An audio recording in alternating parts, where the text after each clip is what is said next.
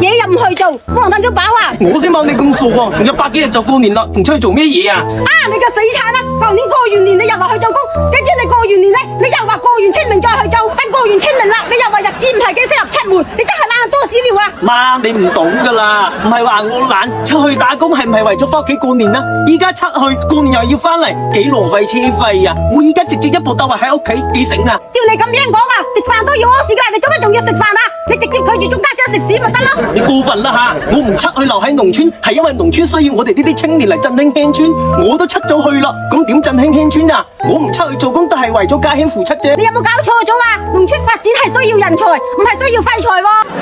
農村要勤勞致富，你就擺爛躺平；國家要三倍政策，你就以假樓為榮。我做到車牌都算你運氣厚厚啦。仲怕你先講你為家鄉付出，你付出咗咩啊？你冇阻礙到社會發展，你就算偷笑啦。嗱，又嚟啦！講到咩嘢都可以扯得上我冇結婚呢個話題嘅，結婚到底好以為我帶嚟做咩嘢啊？帶你嚟到呢個世界咯，仲帶嚟咩嘢？如果我冇結婚嘅話，會有你呢條番薯。做人真係難，讀書時候又俾成績，做工嘅時候又俾工資，依家又俾結婚生仔，係咪等漏咗嘅時候又要俾邊個死得快啊？你嘅死仔啊！唔得，等你流啦！而家